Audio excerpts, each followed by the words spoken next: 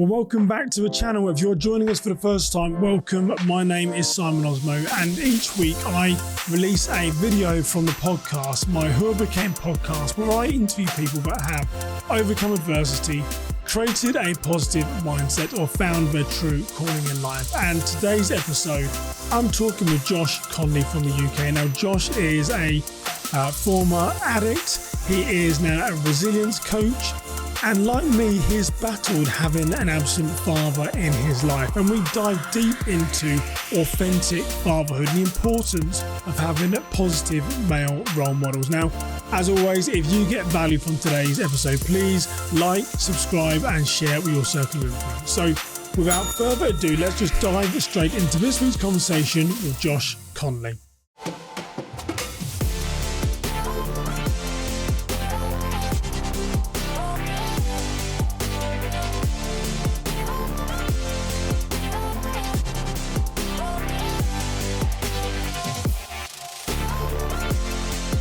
Well, Josh Connolly, welcome to the Overcame podcast. Thanks, Simon. Good to be here. Looking forward to it. Yeah, Josh, it's been really nice to get to know you for the last few weeks. I know we've got a mutual friend in Chris Patel from the Tales to Inspire podcast, and I listen to your podcast that you do bi-weekly with Hass. So really excited to share you with my American audience, which predominantly is where people listen into. So maybe start just telling the audience a little bit about who you are and where you live. Okay, so I am from England in the UK. I live in a place called Royal Wootton Bassett, which isn't as royal as it might sound. You have to put the royal in there, Josh, didn't you? I always put it in there, yeah, because it sounds brilliant, doesn't it? But actually, when you start to know about it, you kind of recognize it means nothing like it sounds.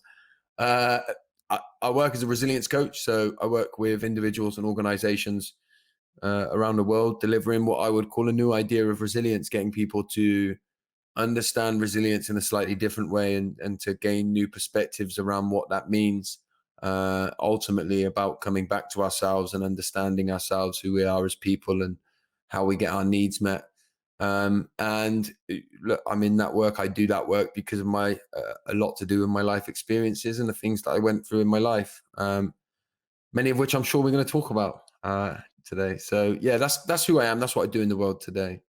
Yeah, I know, Josh, when me and you spoke a couple of weeks ago, we ended the conversation saying, okay, well, let's talk about fatherhood. And I should say that you're a father of 6 kids. So there's some men that, there's some men that are going to be like shaking their heads thinking, oh my word. And there's some women that might be thinking that poor, well, it's poor women, but it's, so I'd consider you an expert on the subject because you've got 6 kids, so you know a little bit about fatherhood, but both me and you have had different sort of paths around fatherhood. I had an absent father, never met my father.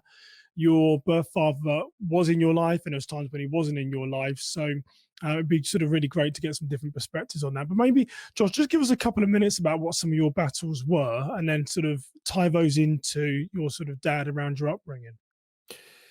So look, I had my problems really were with addiction, particularly in my sort of teenage years.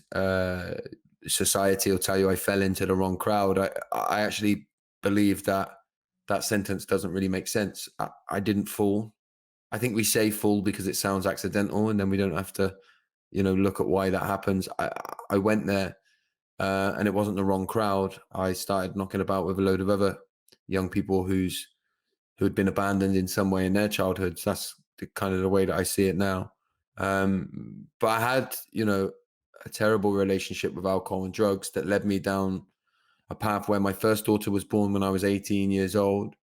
And I'd always known, when my first daughter was born, I always knew I remember feeling like the game's up. And I thought to myself, that's it now. I've got to knuckle down, right? I can't create for my child. It doesn't matter where I am in my life. I can't create for my child what was created for me. So I've got to knuckle down. So I married a mum, despite it being a hugely toxic relationship. And we went on to have 4 children together. People talk about a broken home and I stayed with my daughter's mum and went on to have, like I say, 4 children together. And it was that act really that created the broken home rather than avoided it. And I don't really like the term broken home, but if we were going to use it, uh, the act of staying together is what created it. And so, looking back, I sort of think that mistakes probably the wrong word, but these things happen, and actually you need to then do the next right move. And I didn't do the next right move. I did what I thought was right in the way that I would be viewed. I went on, like I say, to have 4 children, and then things sort of changed for me when I was around the age of 24, 25 years old, when I stopped drinking alcohol, and my life began to turn around. And what I started to realize then is that a lot of my struggles throughout my life could be traced back to the childhood that I'd lived. My dad was an alcoholic. Um, so he died when I was 9 years old. And I used to say that I don't remember that, but the truth is that I do remember that. And look, we can talk about all the traumatic things that I experienced with my dad, and there were lots of those traumatic things. But ultimately, the biggest wound, the thing that affected me the most, and still does to a degree today, was the absence of a father relationship, never feeling the love of a father and knowing what that felt like. And I think that wound is one that plays out in a lot of people's lives, and so often without them even realizing. Yeah, and one of the things I picked up on in your part there is the feeling of not feeling loved, Mm, but also not receiving the validation of a father. Because for me, I mean, sometimes I've often wondered, Josh, would I want, and I understand my dad was a very nice guy by all accounts, but like, would I want this bad guy in my life who occasionally might give me validation? Or do I want the absence of validation and have to try and sort of learn and deal with it? But I think validation as men is something that we seek, and we don't often sort of talk about or discuss. I mean, even as a 9-year-old, did you ever sort of feel validated by your dad as a man, as a person? no, no, never. And some of the big questions, the burning questions that I'll always have is wondering, how my dad truly felt about me. I look at my own kids sometimes, and I think to myself, I wonder if my dad ever looked at me like this. And look, the truth is that I believe he probably did, but I never got to know that. I never got the recognition of that. And I think, he was around in the way that he was. And we have to understand that children um, are naturally trying to attach to their parents, regardless of what their parents are like. And I think that's a really important thing for people to understand is, the ways in which we will abandon ourselves, right, and come away from who we really are to try and attach to them. And that unhealthy attachment that I experienced as a kid and as a child, is something that is a wound that's still very much in my life. And it's a wound that I tried to mend myself with addiction, with gangs when I was a kid, with football violence when I was a young adult. Uh, when you look at those things and you break them down and you pull them apart, all of them can be traced back to that experience. And that's not about taking away any accountability from myself as a human being. It's just about understanding how I reached those places in my life. Yeah, I really relate to that because one of the things that I feel, and I've had a few issues in my life, that's for sure. And I think I know one of them, that sort of looking at my sons either feeling disconnected or trying to connect with them is often challenging because I found that there is no roadmap for me. I've got, I have no real perception of what's a, or didn't really have a perception of what a father should do because I've never seen that type of relationship. And I think that's mostly where I've struggled. A friend Mm. once said to me, Simon, don't be too hard on yourself because you're living your life with no roadmap. It's like sometimes when I'm in the office working and want to do stuff and it's Simon time, I haven't seen that when actually I should be giving my time to my sons and stuff. So it's not necessarily learned behaviors, it's also the absence of being able to learn positive behaviors. I mean, when you got to 18, Josh, and became a dad, I mean, were you doing what you thought was right, or what were you basing fatherhood off at that point? Well, I wasn't really basing it off of anything. I thought I need to show up. And of course, I wanted more than anything in the world to show up in the way in which I was supposed to, but I had no idea what that looked like. And to be honest with you, at that stage of my life, I would have been incapable of it anyway. because when my, you know, when babies are born, babies don't have a rational part of their brain. They're just a big ball of emotion. And I had no idea how to do emotions.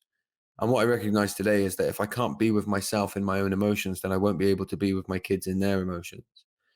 And so I remember I used to think, I can't wait till you get a little bit older so that I can interact with you and have a laugh and a joke with you, right? And a lot of that was to do with the fact that they didn't have a rational part of their brain. And so I didn't know how to relate to them because I was numb emotionally. I couldn't tune into my emotions. I didn't know how to be present. I'd learned to detach from that kind of stuff, you know?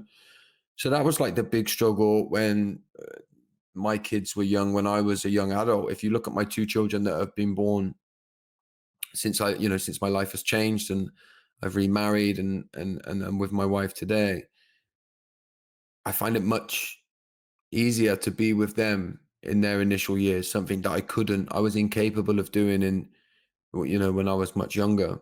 And that, of course, has an impact on the children. And so these things get passed down, you know? Yeah, and it's interesting, I think I can relate a lot within our stories because I think I just wrote a note here about the role of a father as well. And I think that isn't spoken enough about either in schools or just in society. Because as men, quite often, we don't like to, and I'm going to stereotype and be prejudiced towards half my audience, but particularly English men.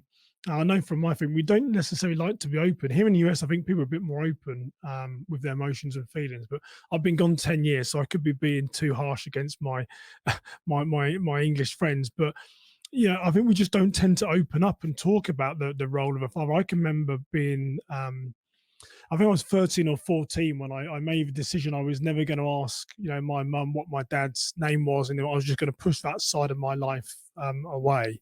Um, but so I think that the role of a father is never really, or can often not be defined, but also isn't really discussed anywhere. I mean, I don't know. Do you have any experience of that, Josh? Is It's a really good point. And listen, I'll go so far as to say in England, in Britain, we're emotionally inept, right? That's my belief. I don't say that with any kind of anger. I say it because I think it's true. I think, and actually, I think we hide behind the guise of it being British. Oh, it's just, we're British. That's the way we are. stiff upper lip, that type of stuff? It is. Yeah, get Yeah, on with it. Yeah. I think that's just a way of hiding. As British people, we've been a lot of things. Do you know what I mean? We've Yeah, been a lot yeah. of things, and a Well, lot of we're them very things. good at hiding in plain sight, aren't we? For sure. Yeah. Exactly, yeah, and a lot of those things need changing, right? Because they're not good.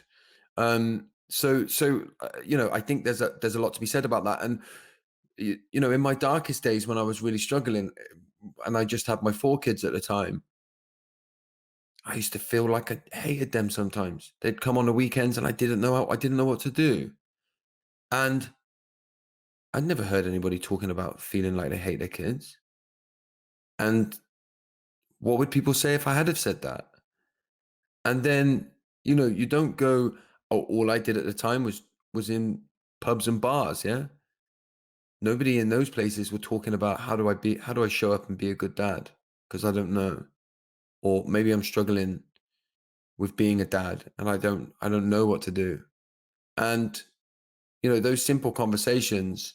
You mentioned Hass. Me and Hass recently had a conversation about it on a podcast where we were talking about things our dad never taught us. Hass never met his dad. Hass died when he was very, very young. And the simple act of like putting oil in the car. Yeah. And I remember doing that with my children, and my wife saying to me, "Why don't you take Maya, our 4-year-old daughter, out with you?" And I was like, "What, to put oil in the car?" She's like, "Yeah, show her how to do it." And I was like, "Oh yeah, of course." Because my wife grew up watching her dad tinkering all of the stuff, Yeah. like when he was, I don't know, changing a light bulb or hanging a picture, he'd be like, "Come and watch me how I do this." When I don't even know how to hang a picture, Simon, still. Do you know what I mean? This is Yeah.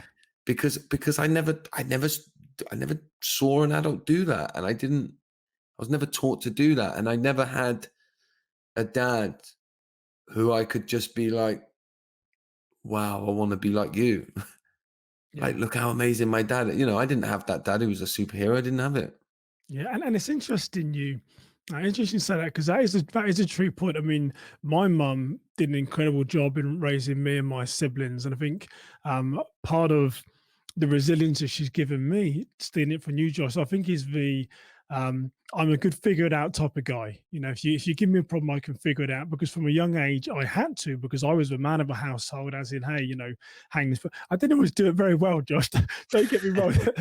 There was a few walls that were wallpapered that were most probably weren't very good, but I can figure most things out. And I guess for me as a dad, one of the challenges is, because this means templates aren't there. With my two sons, all I want to do is play video games all day, and I'm going to like Home Depot, which is like B&Q, and I'm saying, okay, come with me as I buy this stuff.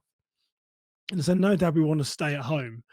And for me, one of my struggles is I have to say to them, I have some honest conversation, like, I might not always be here, so I need to teach you, or you to understand, so you can do this. It's about train a Mm, child up in the way they shall go, and they won't depart of it. It's not, I don't just want me to do things for you. I want you to learn this stuff. So if I'm ever not here, you have the opportunity to show the world and show people you can do stuff. Because for me, I had to figure all this stuff out. So I wanna teach you, but it's also a challenge for me. My sons don't always want to be taught. So that's why I said how I started this conversation. Be careful what you wish for. Is it a bad dad or someone who's not there? So it's like, yeah, but it is true. But even that, the very act of you making an attempt, right, and having that conversation, like this is stuff that you yourself probably to agree, but certainly I know me. I didn't have that.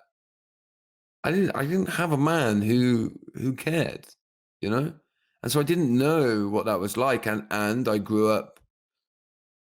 I didn't know how to relate to other men. I didn't know how to um be in a loving relationship with a man. I mean, loving as in a friend, like loving a friend in the way that you're supposed to. I knew how to be like, lads, lads, lads, I've got your back. Let's go and have a yeah. fight, right?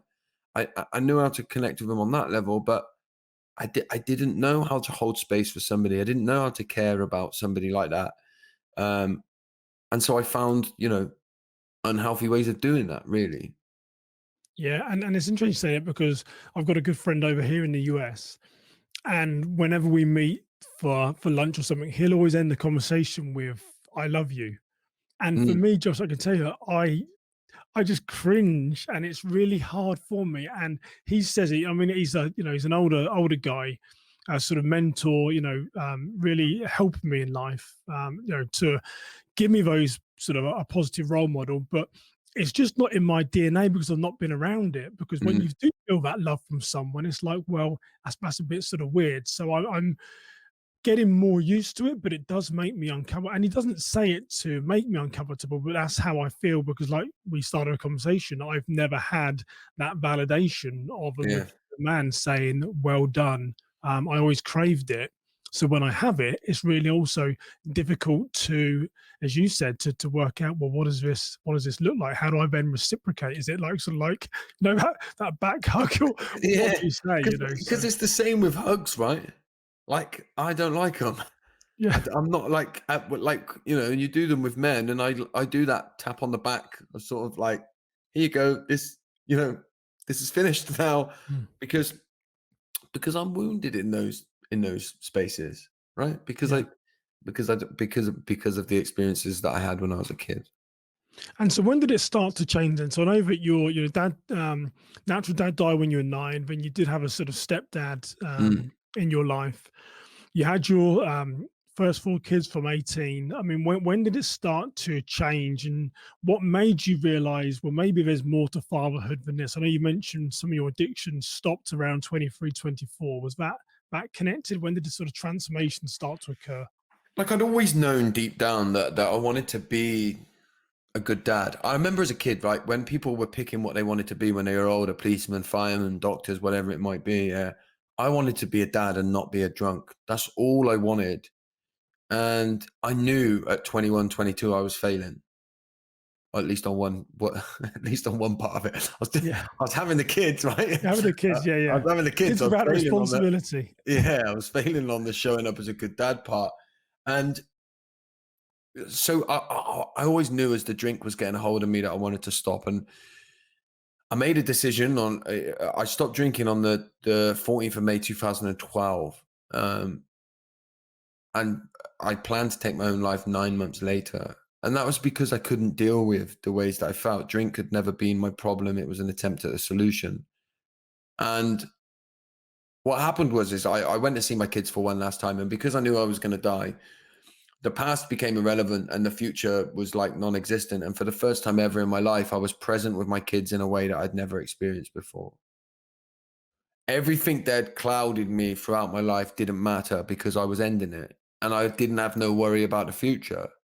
And so I was like in this, I remember cuddling my daughter and thinking, wow, this is what it's about. And it was in that weekend that I changed my mind. But more importantly than changing my mind, I then started to realize that that's what it's about, this parenthood thing. And about nothing else. I've gone on in the years that have followed now to create my business. I get to do this work all over the world. I'm very, grateful for what I get the opportunity to do. You know what? My kids, they couldn't care less. They are Yeah. completely unimpressed by what I do. When I go to them and go, I've just delivered this webinar at this massive global company, they do not care, right? And they do not care when I buy a new t-shirt that I once never would have been able to buy, right? And they don't care about the new car that I've just got. And they don't care about that. They care about when I sit down and when I'm with them and when I put my phone away and I be with them. And they're the moments that they care about. And I think the reality is that we all find that difficult and we need to talk about that. We need to talk about, how hard it sometimes when my daughter wants to play snakes and ladders and we're playing it. And after about 3 goes each, I want to get my phone out. We need to talk about that, because that's the problem, and so what I've started to realize and what I work hard on now is not all the other stuff, although I do work hard on that, is trying to be present with my kids, however I do it, whether that means each and every day. And I do this. I tell my wife and my kids when the phone is going to be away and I'm going to be out there and I ain't going to do no work stuff.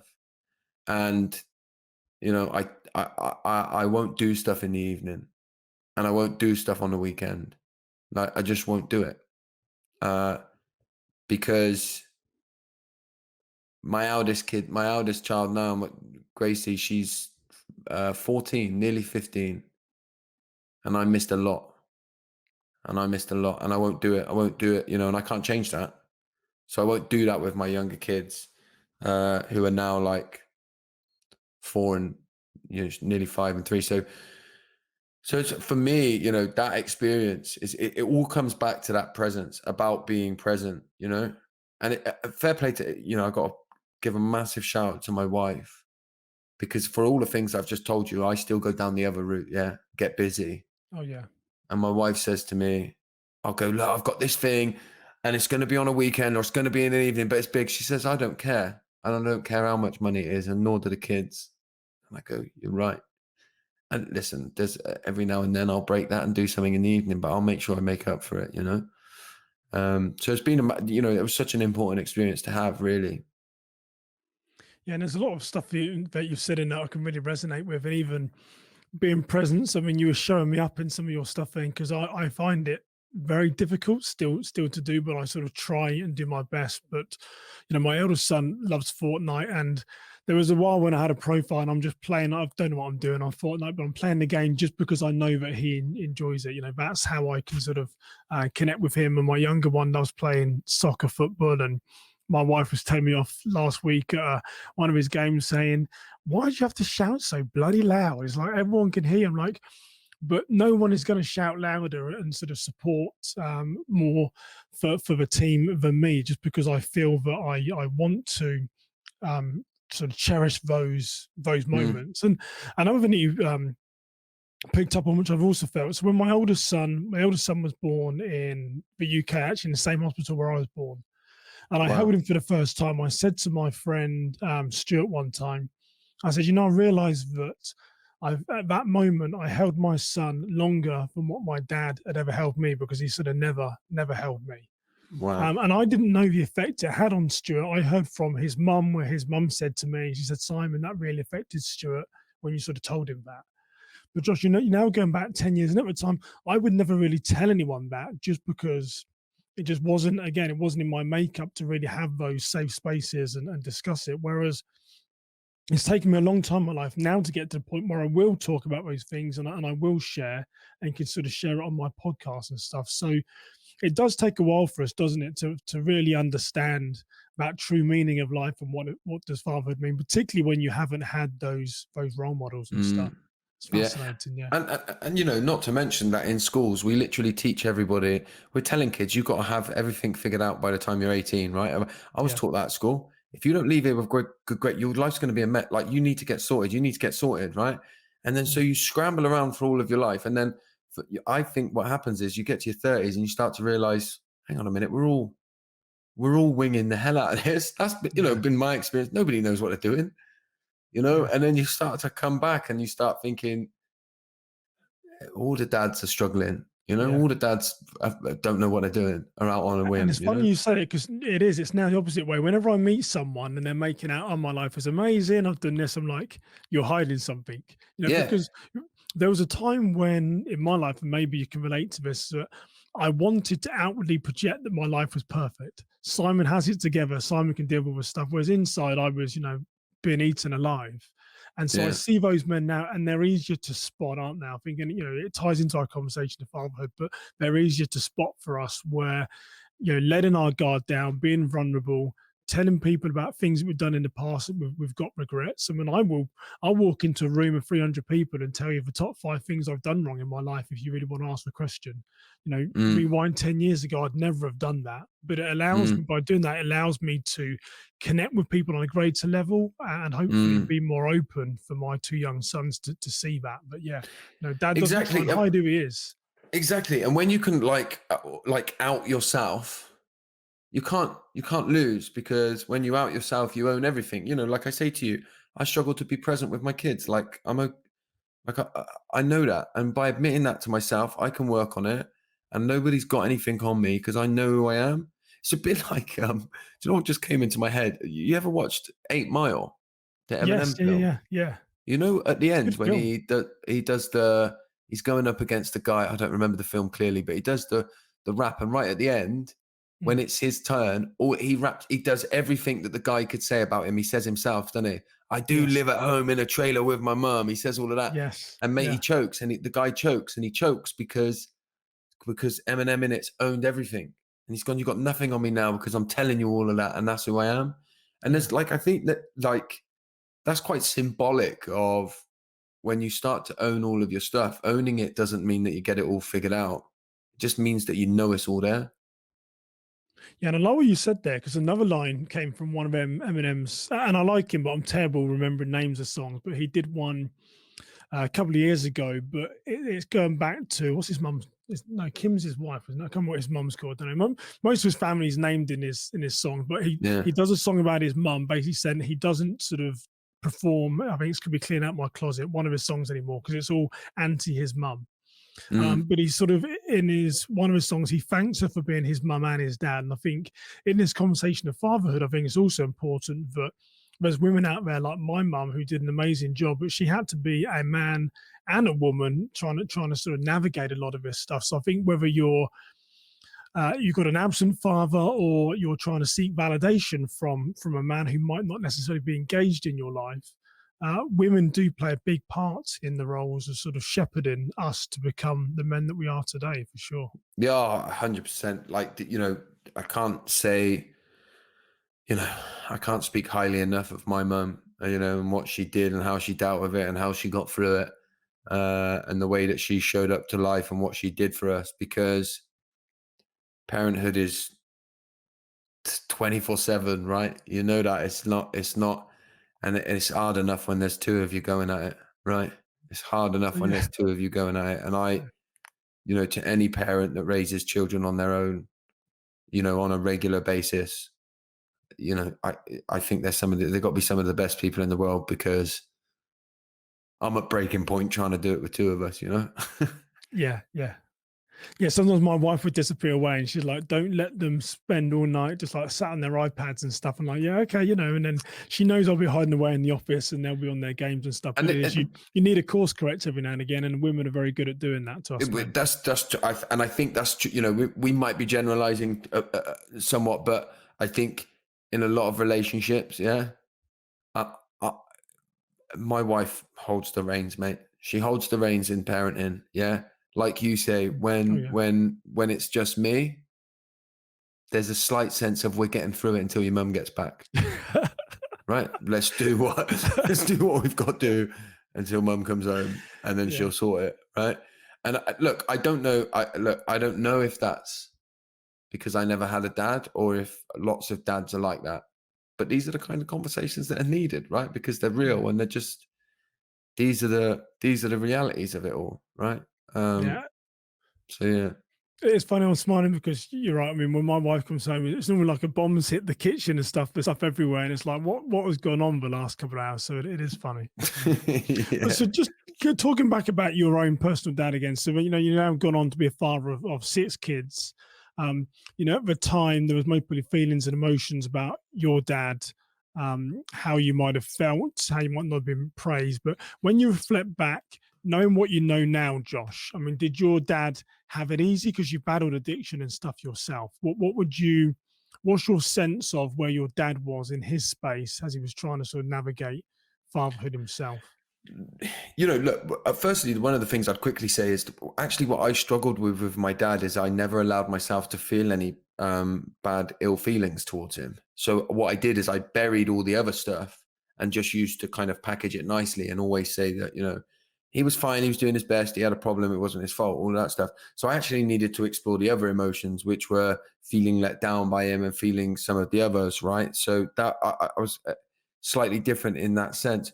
But what I would say now is understanding his story is that he suffered from the same thing as I did, which was untreated trauma.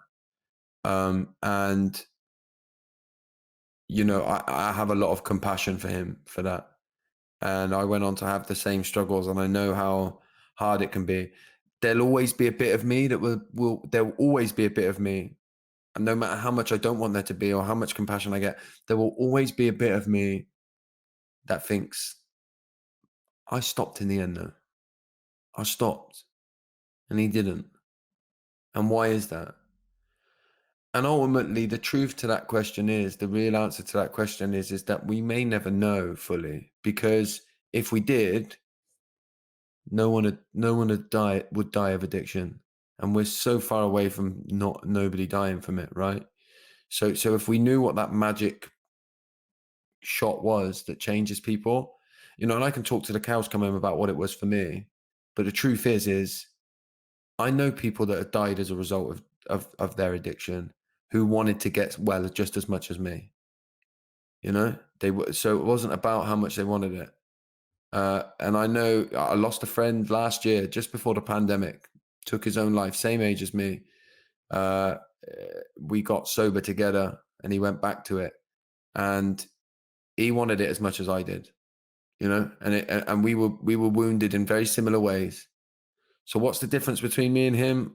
The truth is I can't tell you that it's something to do with me. Do you know what I mean by that? I Yeah. don't know what it is. And it's interesting because as you were talking about that, Josh, one thing that was coming to my mind is that, a lot of our conversation has been centered around it, feeling that validation, that love, that acceptance of a father who may in any form might not be there.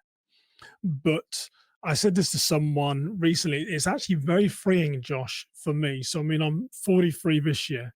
For many years, all I really wanted was to have a dad in my life, someone who can take me to football, can do these things and give me that validation and give me that pat on the back and actually say, well done. Because for me, I don't feel that there's enough well dones in my life. But the way I look at it, Josh, is those are my emotions. There's nothing that I can change now.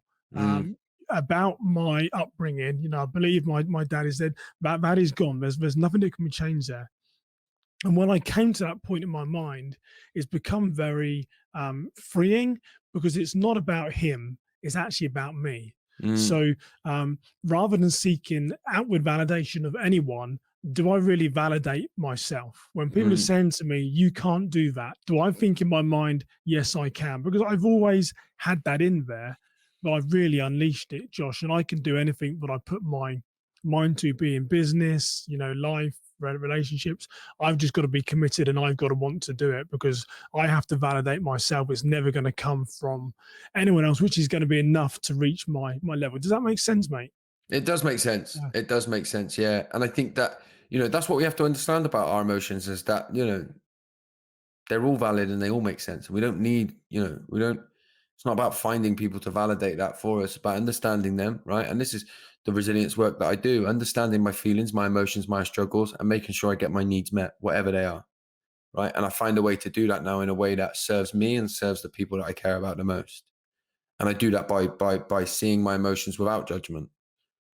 And actually, understand, like you say, there's times when I still want it. I want, I'd love a dad to go, you've done it. Like, it's amazing what you've achieved. Right. I recognize I still want that, but I also now recognize that I can do it for myself and my family. So I take the power in that want and that desire, because there's power in it. Right. There's sadness in there, a little bit of anger, all of that. I take it, I see it, and I use that. And you go, know what? I'm going to use the power in that to make sure that that doesn't happen to my children, and I create a new legacy. And for me, that's, it sort of encompasses what I talk about when I say resilience. Yeah, that's great. Josh, as we sort of start to close out then, for any men that might be listening, I mean, where do people create that safe space? Because like I said, I'm a bit prejudiced towards the Brits, because I am still British, but I know a lot of men over there don't want to talk.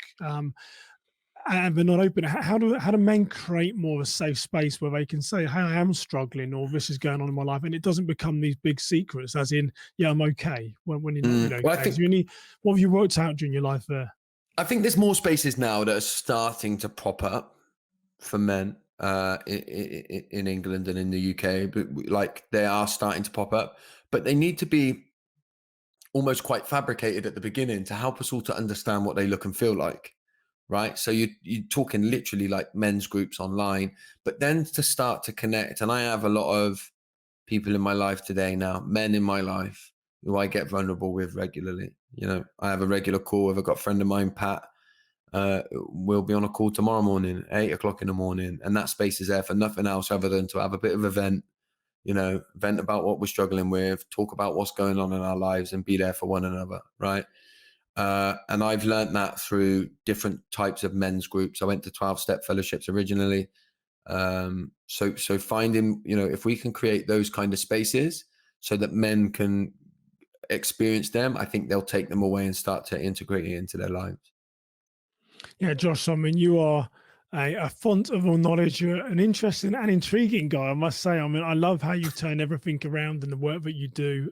So maybe just tell my listeners a little bit about where can they find you and how can they sort of interact with you if they like what they've heard you talk about today. Probably the best thing to do is go to my website's just joshconnolly.co.uk. All my social links are on there. Probably most busy on Instagram, which is just Josh_FFW. And yeah, come and find me. I do a lot online, so I'm very, very reachable.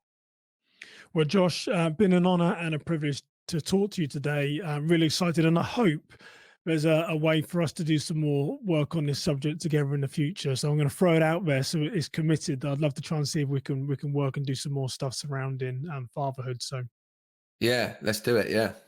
Brilliant. Good. Sound really excited about it, Josh. I've just put you in the corner there. That was more like, this is like the best idea I've ever had. Let's do it. I'm on board. I like it. I'm going to hold that one. That's the one that's going to make the final cut, Josh. There you go. Do you know what I was actually thinking? Very quickly, I'll tell you. We want to get like co-hosts on our podcast, me and Hass. Right. So 115 miles, maybe it'd be good to get you on as a co-host on there. I should try and do that. That's a good idea. Good idea. Well, Josh Connolly, thank you for joining me. You take care over there, brother. Thank you, my man. Cheers. Thank you for joining the Who I Became podcast. To help spread this inspiring story, be sure to share it with your friends, hit the like button, and of course, subscribe to our channel so you won't miss out on any future episodes. We'd also love to hear how this story impacted you, so leave a comment on whatever platform you're watching us from. To learn more about this episode, our guests, or Simon, head over to the Simon Osimo/podcast and sign up to receive the latest information delivered straight to your inbox. Once again, thank you for joining us for the Who I Became podcast.